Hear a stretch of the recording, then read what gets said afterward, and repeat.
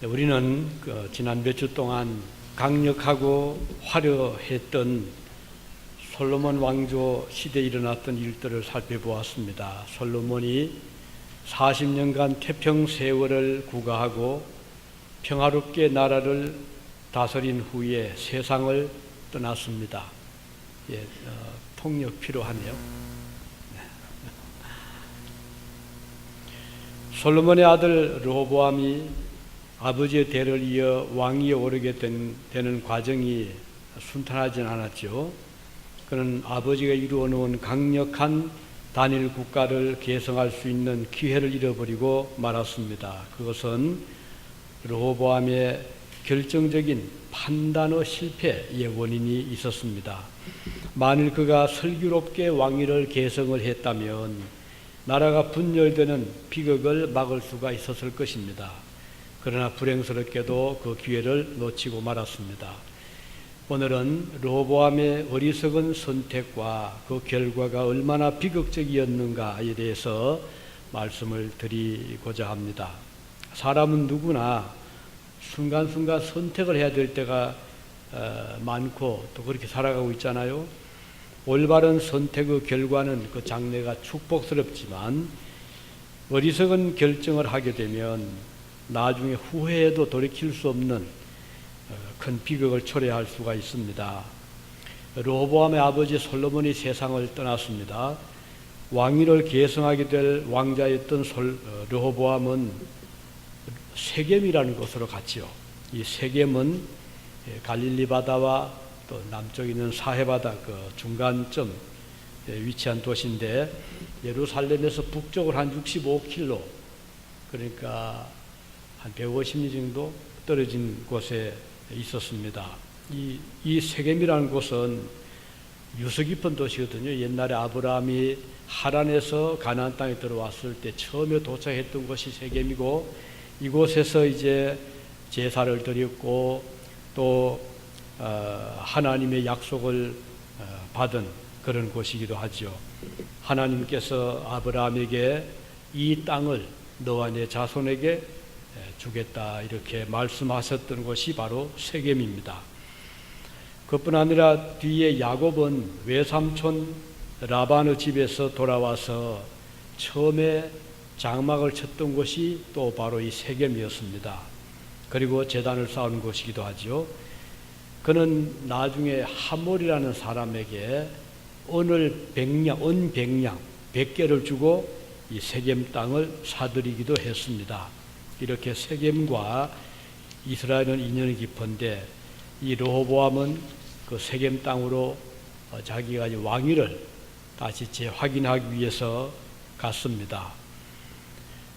왜냐하면 이 북쪽에 그 지파가 10지파가 되는데 이 르호보암이 그 10지파 사람들에게도 왕으로서 인정을 받아야 되기 때문이었습니다.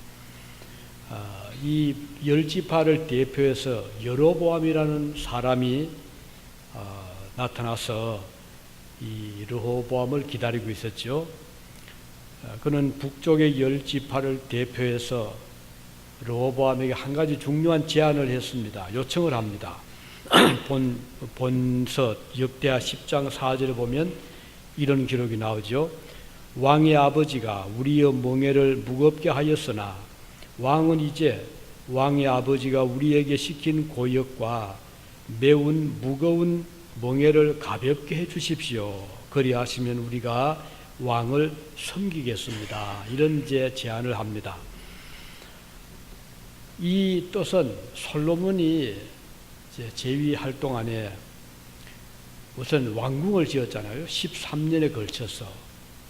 그리고 또 이어서 성전을 7년에 걸쳐서 지으면서 백성들이 많은 수고를 했습니다.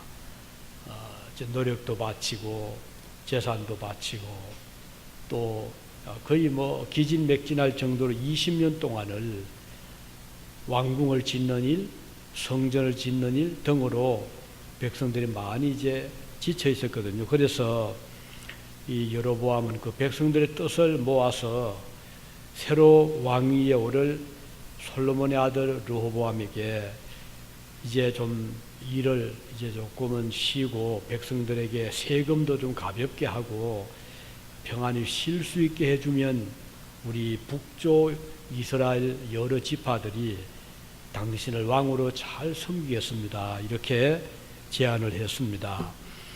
이 제안을 받고 르호보암이 답을 이제 줘야 되는데 망설였죠. 그리고 사흘 동안 기회를 달라고 했습니다. 사흘 동안 생각을 한 다음에 대답을 하겠다, 그런 뜻이었죠. 우리 여기에서 르호보암의 그 자세를 보게 됩니다. 만일에 아버지 솔로몬 같았다면 어떻게 했을까요?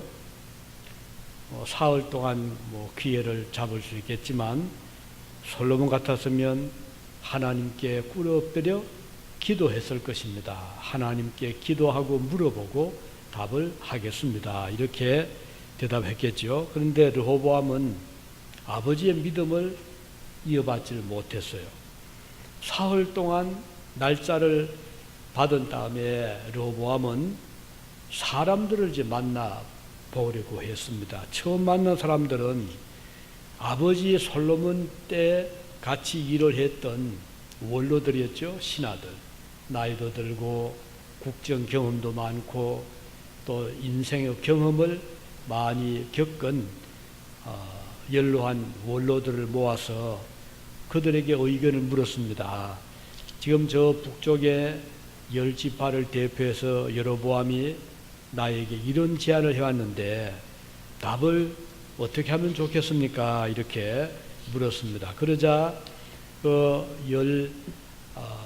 여러 이제 그 원로들은 르호보암에게 제안하기를, 그러면 왕자님 그들에게 좋은 대답을 주십시오. 실제로 우리 백성들이 20년 동안 그동안 성전을 지으랴, 왕궁을 지으랴, 과도한 세금을 내라, 그래서 조금은 좀 평안하게 해주면 좋겠습니다, 이렇게 제안을 했습니다.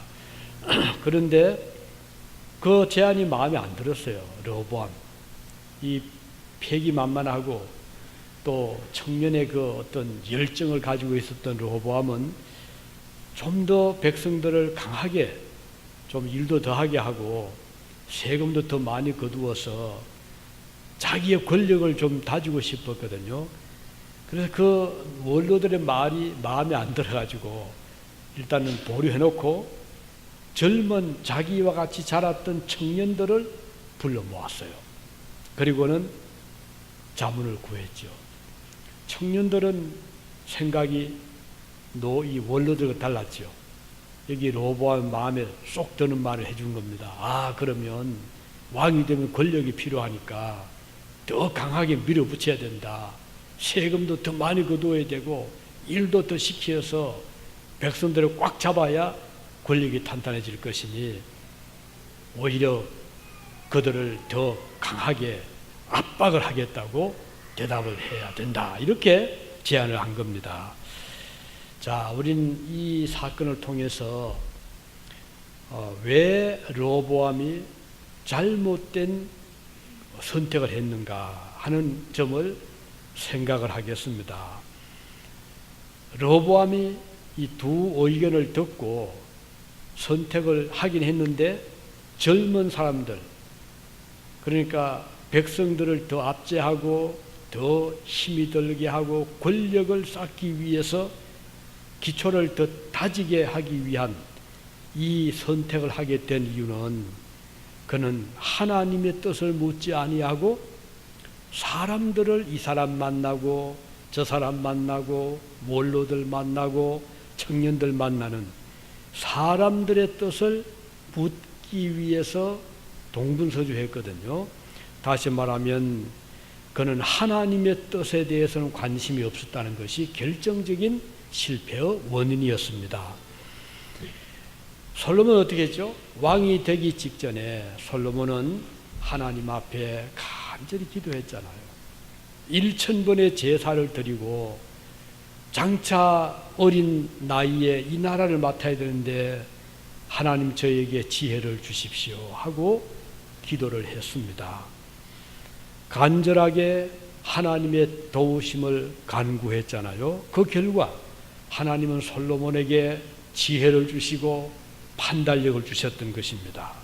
여기에 비해서 아들 르호보암은 하나님께 구하지 아니하고 사람들의 의견 청취에 바빴던 것이죠. 매우 인간적이었습니다. 사람들의 여론을 아주 중시했습니다. 그런데 말을 해주면 자기가 이제 들어보고 자기 마음에 들지 않으면 다 거부를 했죠. 원로들의 의견에 대해서는 무시를 합니다. 마음에 안 들었거든요.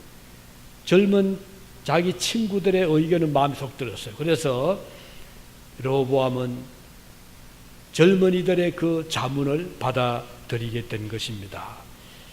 이것은 극히 인간적이고 세상적이고 권력에 대한 욕심에서 나온 결과입니다. 따라서 그는 바른 지혜로운 판단을 하지를 못했거든요. 우리가 성경에 보면 지혜를 구한 자들의 기도가 많이 나오잖아요. 다윗은 시편 90편에서 이런 기도를 했습니다. 우리에게 우리 날 계수함을 가르치사 지혜의 마음을 얻게 해 주십시오. 이런 기도를 했습니다. 참 그 기도의 내용이 하나님의 지혜를 구하는, 또 신약의 야고보라는 사도는 이런 말씀을 기록으로 남겼죠. 야고보서 1장 5절에 보면 너희 중에 지혜가 부족하거든 모든 사람에게 후히 주시고 꾸짖지 아니하시는 하나님께 구하라. 그리하면 주시리라. 우리가 하나님께 지혜를 구하면 하나님이 뭐 귀찮아하시거나 꾸짖지 아니하신다고 했습니다. 우리가 구하는 대로 주신다고 했습니다. 르호보암은 불행스럽게도 하나님의 지혜를 구하지 않았습니다. 사람들의 의견을 더 중시했던 것이죠. 백성들을 강하게 압박을 해야 자기 권력이 더 강하게 나타나리라고 판단을 했습니다. 원로들의 생각은 자기 위신을 깎아버린다고 생각했고 비굴하게 느껴졌던 것이죠. 결과적으로 그는 잘못된 선택을 하게 된 것입니다. 오늘 우리가 살아가면서도 매일매일 어떤 결정을 하며 살아가잖아요. 눈을 떠서 감을 때까지는 여러 가지 우리 앞에 선택해야 될 일들이 많습니다. 오늘 무슨 일을 할 것인가, 어떻게 할 것인가, 또 누구를 만날 것인가, 만나서 어떤 의논을 할 것인가. 그때 우리는 다 판단해서 나에게 가장 좋은 쪽으로, 필요한 쪽으로, 유익한 쪽으로 우리가 결정을 하면서 하루하루를 지나가잖아요. 그래서 아까 말씀드린 다윗은 그 많은 날들, 많은 시간들을 허송하지 말고 지혜롭게 잘 판단하게 해주십시오. 이런 기도를 했던 것입니다. 자, 우리가 오늘 결정하면 그 결과 영향은 당장 나타나지 않을 수 있죠. 어떤 것은 열흘 후에, 어떤 것은 1년 후에, 어떤 것은 3년, 5년, 10년, 심지어는 몇십 년 후에 오늘의 결정의 그 어떤 그 선택의 결과가 나타나게 되는 것입니다. 그래서 나중에는 돌이킬 수 없는 그런 결과를 가져오게 되잖아요. 개인도 그렇고 국가도 마찬가지입니다. 우리 그리스도인들은 그래서 우리가 어떤 중요한 것을 앞에 두었을 때 가장 좋은 선택할 필요가 있고, 그러기 위해서는 하나님께 기도할 필요가 있는 것입니다. 사람 생각을 따라가다 보면 크게 잘못될 수가 많이 있습니다. 우리가 하나님 일을 할 때도 그래요. 사람을 기쁘게 하려 하다 보면 하나님 일을 못할 때가 많습니다. 왜냐하면 사람을 자꾸 기쁘게 해야 되니까. 그러면 하나님의 뜻과는 반대될 때가 있잖아요. 그래서 사도 바울은 내가 사람을 기쁘게 해야 되느냐, 하나님을 기쁘게 해야 되느냐, 만일에 내가 사람을 기쁘게 해야 된다면 나는 그리스도의 종이 아니다. 이렇게 고백한 적이 있었죠. 자, 오늘 르호보암의 결정적인 큰 오류는 하나님께 묻지 아니하고 자기 생각에 드는 젊은이들의 의견을 받아들인 데 있었던 것입니다. 우리가 이 사건을 보면서 내가 좋아하는 것만 추구하고 그쪽으로만 가려 하다 보면 매우 위험한 결정을 할 수가 있다는 것을 알 수가 있습니다. 자, 또 오늘 이 르호보암이 잘못된 결정을 하게 된 또 한 가지 이유는 뭐죠? 자, 첫째는 하나님께 물어보지 않고 하나님의 지혜를 구하지 아니했다. 또 한 가지는 권력의 힘을 과시하고 보여주려는 교만된 마음 때문이었습니다. 사람들은 자기 자신을 과대평가하는 그런 교만된 죄성을 가지고 살아갑니다. 그런데 교만은 하나님이 가장 싫어하는 것 중에 하나거든요. 교만 때문에 패망한 경우들이 많이 있었잖아요. 사울이 대표적인 예입니다. 처음에 겸손할 때 하나님은 그를 많이 복을 주었습니다. 그래서 왕도 되게 하고 권력도 주셨는데 권력을 잡고 나자 사울은 교만해졌죠. 그래서 하나님께 순종하기를 거부했습니다. 자기 마음대로 제사를 드렸습니다. 어떻게 됐죠? 결국은 마지막 가서는 하나님께 버림을 받고 말았습니다.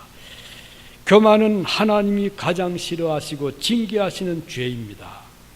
이 교만이 있을 때 사람들은 남을 쉽게 비판하기 쉽고 정죄하기 쉬운 것입니다. 교만된 마음을 가지게 되면 내 자신을 다른 사람보다 더 낫다고 착각을 하고 내가 더 잘하고 내가 더 높다고 착각을 하기 쉽습니다. 이런 사람들 우리 주변에 가끔 볼 수 있잖아요. 그러나 성경은 그렇게 가르치지 않습니다. 오히려 성경은 다른 사람을, 남을 나보다가 낫게 여기라 이렇게 가르치고 있습니다. 나보다가 내 형제가 더 좋은 성품을 가지고 있고 더 좋은 판단을 하고 그리고 나보다가 모든 면에 낫다 이렇게 생각하면 우리는 참 겸손한 마음을 가지게 될 것입니다. 이스라엘 백성을 애굽에서 인도해낸 지도자 모세가 얼마나 위대했잖아요. 정말 모세는 위대한 학자였고 또 지도자였고 또 정치가였고 믿음의 용장이었습니다. 그렇지만 그는 이런 말씀을 신명기 17장에 남기고 있습니다. 17장 19절에 보면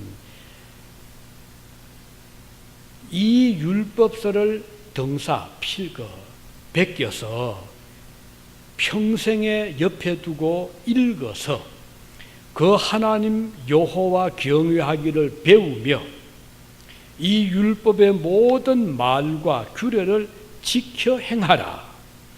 그리하면 그의 마음이 형제 위에 교만하지 아니하고 이 명령에서 떠나 좌로나 우로나 치우치지 아니하리니 이런 말씀이 나옵니다. 이 모세가 쓴 성경이거든요. 중요한 것은 너는 하나님의 율법을 잘 그때는 이제 인쇄술이 없었으니까 다 베끼고 손을 베꼈거든요. 이것을 베껴서 내 옆에 두고 그것을 자주 읽고 그렇게 읽고 명령에 순종하면 교만하지 아니하게 되고 그리고 너의 날이 장구하리라. 장구하다는 말은 길리라 이런 뜻이거든요.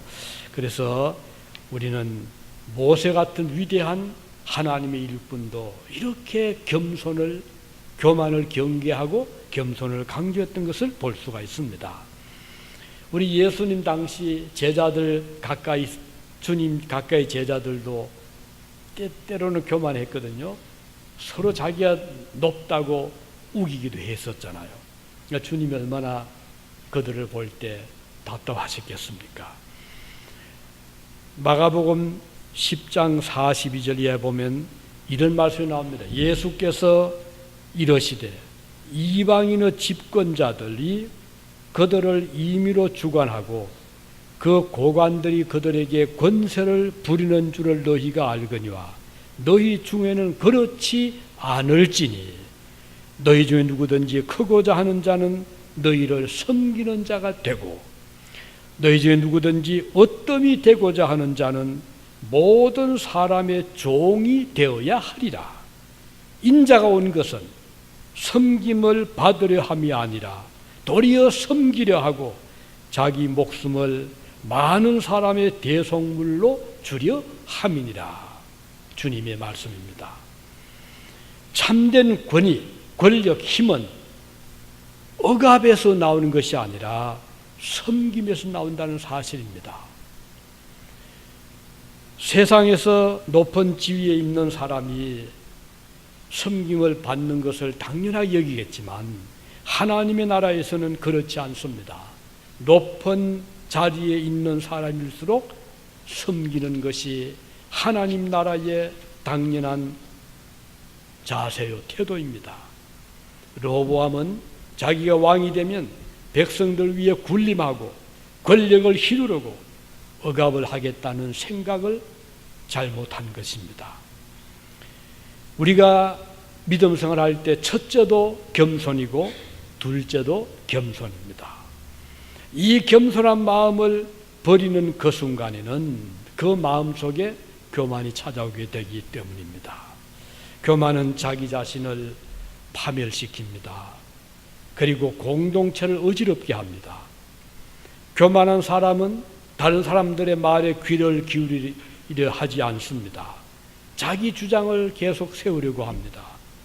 그리고 교만한 사람은 권위를 부정하려 합니다. 하나님의 말씀의 권위를 부정하려 하고 하나님이 세우신 질서를 무시하려 합니다. 자신이 더 높은 자리에 앉으려고 하기 때문입니다. 그래서 이런 사람은 자기 생각에 맞지 않으면 그 말을 들으려 하지 않습니다. 여기 르호보암이 바로 그랬잖아요. 자기 마음에 들면 귀를 기울이지요. 그렇지만 자기 생각과 안 맞으면 귀를 닫으려고 합니다. 그는 섬기는 사람이 되고 싶지 않아 합니다. 자기를 섬겨주고 알아주고 받들어주는 이런 마음을 더 좋게 생각합니다. 우리가 믿음 생활, 특히 교회 생활할 때 이 마음을 꼭 우리가 조심해야 됩니다.